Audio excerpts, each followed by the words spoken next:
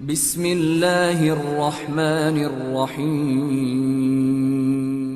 محترم ناظرین، حضرت امام حسن علیہ السلام کو 5 بار زہر دیا گیا، لیکن اس زہر نے آپ پر کوئی اثر نہ کیا۔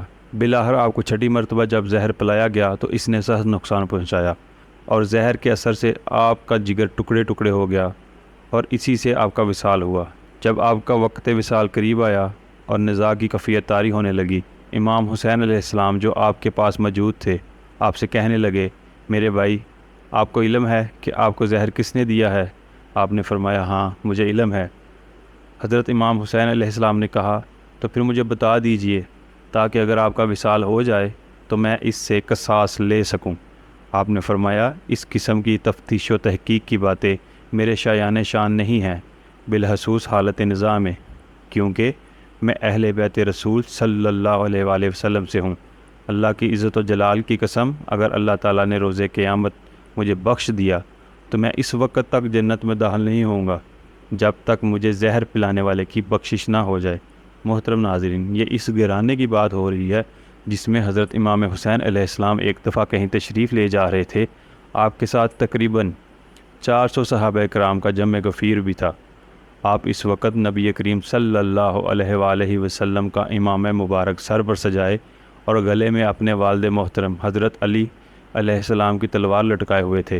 صحابہ کرام کے اس نورانی قافلے میں آپ یوں سج رہے تھے جیسے ستاروں کے جھرمٹ میں 14ویں کا چاند۔ راستے میں ایک اعرابی آپ سے ملا اور کہنے لگا کہ کیا آپ ہی حضرت ابو طالب کے پوتے ہیں؟ آپ نے فرمایا، ہاں میں ہی ان کا پوتا ہوں۔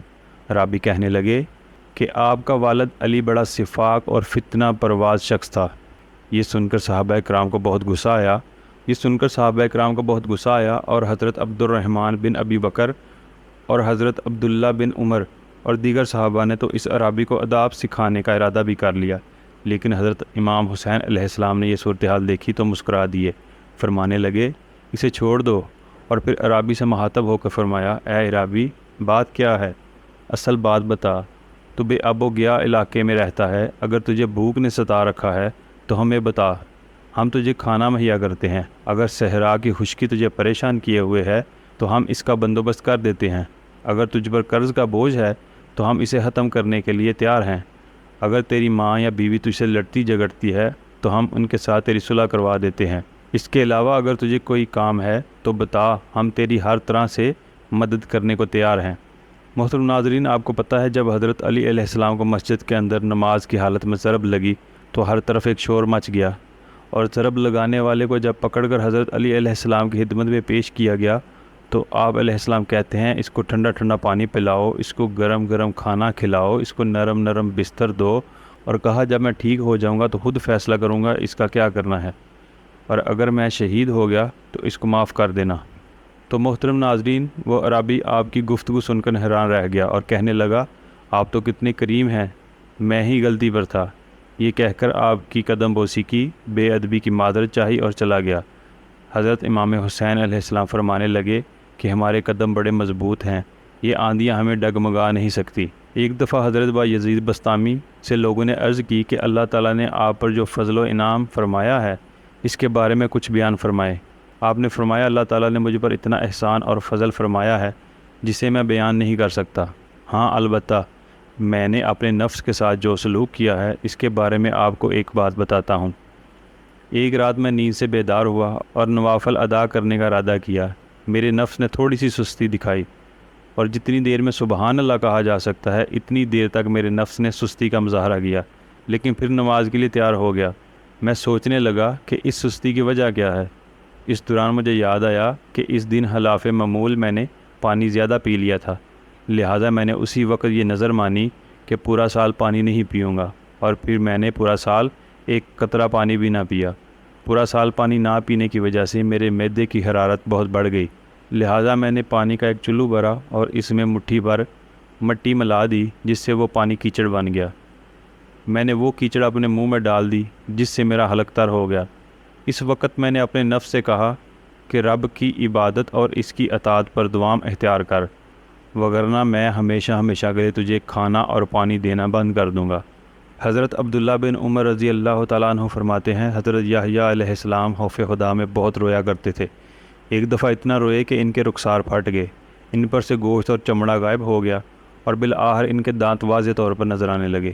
آپ کی والدہ محترمہ نے دیکھا تو ان سے رہا نہ گیا، فرمایا بیٹا مجھ سے تمہاری یہ حالت دیکھی نہیں جاتی، اگر میں تمہارے دانتوں کے چھپانے کا بندوبست کروں تو کیسا رہے گا؟ آپ نے عرض کی بہت بہتر، جیسے آپ کی مرضی۔ آپ کی والدہ محترمہ نے اون لے کر اس سے ایک پھاہا ماسک سا بنایا اور آپ کے چہرے پر رخساروں کی جگہ رکھ دیا، لیکن حضرت یحییٰ علیہ السلام جب رونا شروع کرتے تو وہ ماسک تر ہو جاتا۔ آپ کی والدہ محترمہ اس گیلے ماسک کو اتار کر اس کی جگہ نیا ماسک لگا دیتی۔ حضرت یحییٰ علیہ السلام پھر روتے اور وہ ماسک پھر آپ کے آنسو سے تر ہو جاتا۔ آپ کی والدہ محترمہ اسے پھر بدل دیتی۔ کئی بار ایسا ہوا۔ حضرت زکریا علیہ السلام جب اپنے ماننے والوں کو تبلیغ و نصیحت فرماتے تو لوگوں سے پوچھ لیتے کہ تم میں حضرت یحییٰ علیہ السلام تو نہیں بیٹھے؟ اگر بیٹھے ہوتے تو حضرت زکریا علیہ السلام آپ کی بہت زیادہ رقت قلبی کا لحاظ کرتے ہوئے قیامت اور جہنم کا ذکر نہ کرتے۔ ایک دن ایسا ہوا کہ حضرت یحییٰ علیہ السلام مجمع میں ایک طرف سر ڈھانپ کر چھپ کے بیٹھ گئے تاکہ حضرت زکریا علیہ السلام انہیں دیکھ نہ سکیں۔ حضرت زکریا علیہ السلام آئے اور حسب معمول تبلیغ شروع کرنے سے پہلے لوگوں سے پوچھا کہ تم میں حضرت یحییٰ علیہ السلام تو نہیں بیٹھے؟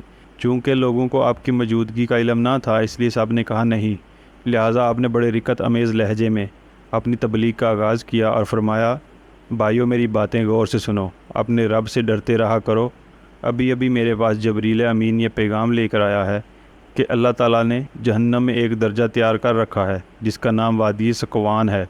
اس وادی میں اللہ تعالیٰ نے ایک پہاڑ بنایا ہے جس کو غضبان کہا جاتا ہے۔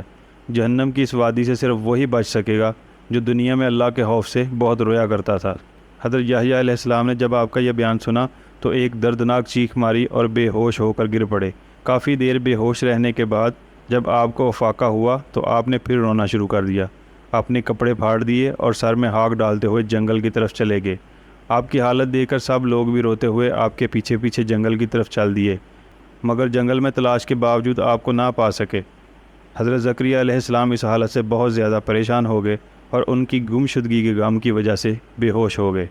لوگ آپ کو چارپائی پر ڈال کر آپ کے گھر واپس لائے۔ جب آپ کی زوجہ محترمہ نے یہ صورتحال دیکھی تو لوگوں سے حضرت یحییٰ علیہ السلام کے بارے میں پوچھا۔ لوگوں نے ان کو سب کچھ بتا دیا جس سے ان کی آنکھوں میں بھی آنسو آ گئے۔ حضرت یحییٰ کی والدہ نے جب یہ بات سنی تو صبر نہ کر سکیں، اپنی لاٹھی اٹھائی اور حضرت یحییٰ علیہ السلام کی تلاش میں نکل پڑیں۔ آپ کی والدہ 3 دن تک مسلسل جنگل میں آپ کو تلاش کرتی رہیں مگر آپ نہ ملے۔ بالآخر آپ کی والدہ نے چند چرواہوں کو دیکھا جو جنگل میں بکریاں چرا رہے تھے۔ انہوں نے ان چرواہوں سے آپ کے بارے میں پوچھا۔ چرواہوں نے کہا اور تو ہمیں کچھ معلوم نہیں، البتہ گزشتہ رات ہم نے اس پہاڑ سے کسی آدمی کی آواز سنی تھی جو یہ کہہ رہا تھا ہائے افسوس جہنم میں وادی سکوان بھی ہے، ہائے افسوس وہاں غضبان کا پہاڑ بھی ہے، ہائے افسوس جہنم کی آگ کتنی سخت گرم ہے۔ محترم ناظرین، اس ویڈیو کے آخری پارٹ میں حضرت عیسیٰ علیہ السلام اور شیطان کی گفتگو۔ حضرت عیسیٰ علیہ السلام نے ایک روز ابلیس کو دیکھا تو اس سے پوچھا اے اللہ کے دشمن، بتا تجھے لوگوں میں سے سب سے اچھا کون لگتا ہے؟ اس نے کہا اے روح اللہ، مجھے سب لوگوں سے اچھا وہ مومن بندہ لگتا ہے جو بخیل ہو، کیونکہ اس بخیل مومن کی کوئی عبادت قبول نہیں ہوتی۔ پھر حضرت عیسیٰ علیہ السلام نے اس سے پوچھا بتا تجھے سب لوگوں سے برا کون لگتا ہے؟ اس نے کہا وہ فاسق و فاجر آدمی جو صحیح ہو، کیونکہ اللہ تعالیٰ اس کی صحاوت کی وجہ سے اس کے گناہوں کو معاف فرما دیتا ہے۔ دوستو، اگر آپ کو میری آج کی یہ معلوماتی ویڈیو اچھی لگی ہو تو برائے مہربانی سے لائک اور شیئر کر دیجئے اور میرے اسلامی و اصلاحی چینل کو سبسکرائب کر دیجئے۔ جزاک اللہ۔